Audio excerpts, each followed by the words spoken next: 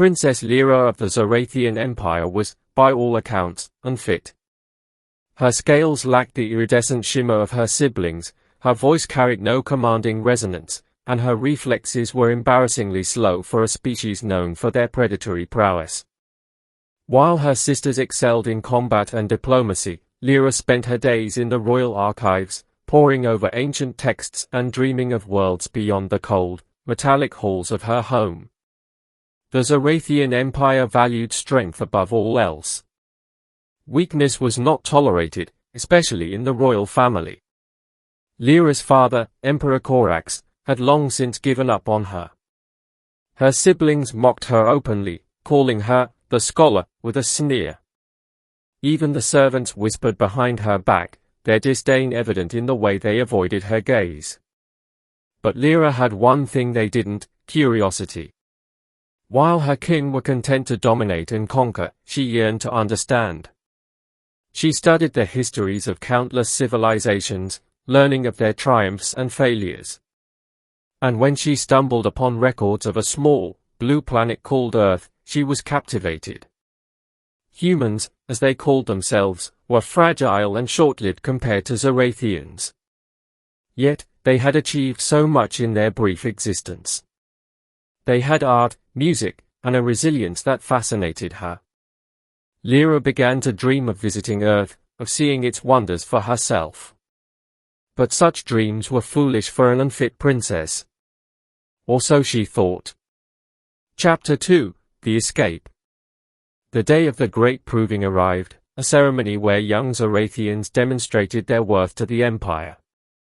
Lira's siblings had spent years preparing, honing their skills in combat and strategy.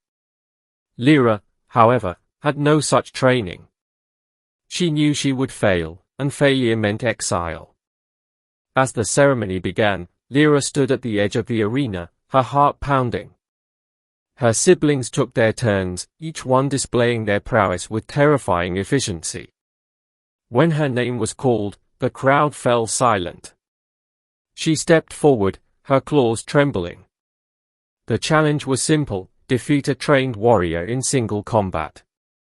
Lira's opponent, a hulking Zorathian named Vrax, sneered as he approached. "This will be over quickly, unfit one," he growled. Lira knew she stood no chance. But as Vrax lunged, she did something unexpected. She dodged. Not with the speed of a warrior, but with the precision of someone who had studied every move, every weakness. She sidestepped his attacks, her mind racing as she analyzed his patterns. For a moment, it seemed she might win. But then Vrax struck, his claws slicing through her scales. Lira fell, blood pooling beneath her. The crowd erupted in laughter. As she lay there, humiliated and broken, Lira made a decision. She would not spend her life in exile, forgotten and scorned. She would escape. That night, while the palace celebrated her siblings' victories, Lira stole a small starship and set a course for Earth. Chapter 3: The Human. Lira's journey to Earth was fraught with danger. Her ship was damaged during the escape, and she barely made it through the planet's atmosphere before crashing in a remote forest. Injured and disoriented, she stumbled through the trees, her scales glinting in the moonlight. It was there that she met him. Ethan Carter was a park ranger, tasked with patrolling the forest. He had seen the crash and followed the trail of smoke, expecting to find a downed plane. Instead, he found Lira. At first, he thought she was a hallucination. Her scales, her claws, her piercing yellow eyes, she was unlike anything he had ever seen. But when she collapsed at his feet, he knew she was real. Ethan carried her to his cabin, tending to her wounds as best he could. Lira, though wary, allowed him to help. She had studied humans, but she had never met one in person. Ethan's kindness was a stark contrast to the cruelty of her own kind. As the days passed, Lira began to recover. She and Ethan talked for hours, sharing stories of their worlds. Lira told him of the Zorathian Empire, of her life as an outcast. Ethan spoke of Earth, of its beauty and its flaws. They found common ground in their love of knowledge, their desire to understand the universe. But their peace was short-lived. Chapter 4: The Hunt.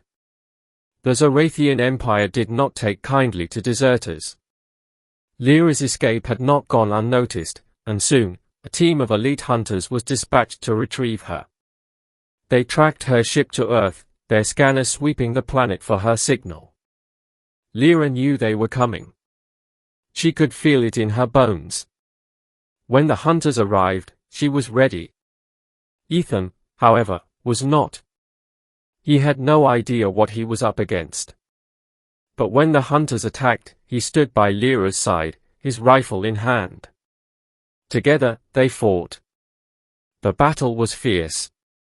The hunters were faster, stronger, and better armed. But Lira had something they didn't, a reason to fight.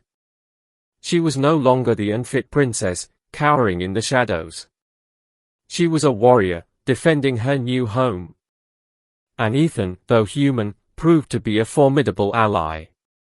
His knowledge of the terrain gave them an edge, and his determination matched Lira's own. Together, they outsmarted the hunters, using the forest to their advantage. In the end, it was Lira who delivered the final blow, her claws slicing through the lead hunter's armor. As the last of her pursuers fell, she stood tall, her scales gleaming in the sunlight. Chapter 5: The Proving. Word of Lira's victory reached the Zorathian Empire. The unfit princess, the outcast, had defeated a team of elite hunters. The news spread like wildfire, shaking the very foundations of the empire. Emperor Korax had no choice but to acknowledge her. He sent a message, offering her a place at his side. But Lira refused. "I am no longer your daughter," she replied. "I am Lira of Earth, and I have found my place." Ethan stood beside her as she sent the message, his hand in hers. Together, they had proven that strength was not just about power and dominance. It was about courage, resilience, and the will to fight for what you believed in. And as they looked out over the forest, the sun setting in the distance, Lira knew she had finally proven herself, not to her father, not to her siblings, but to herself. She was no longer the unfit princess. She was a warrior, a scholar, and a leader. And with Ethan by her side, she was ready to face whatever challenges lay ahead. Epilogue: A new beginning. Years passed, and Lira and Ethan built a life together. They became protectors of Earth, using their knowledge and skills to defend the planet from threats both within and beyond the stars. Lira's story became legend, a tale of an unfit princess who found her strength in the most unlikely of places. And though she never returned to the Zorathian Empire, her legacy lived on. She had proven that even the weakest among us can become strong, that even the outcasts can find their place. And as she stood on the shores of Earth, the waves crashing at her feet, Lira knew she had finally found her home.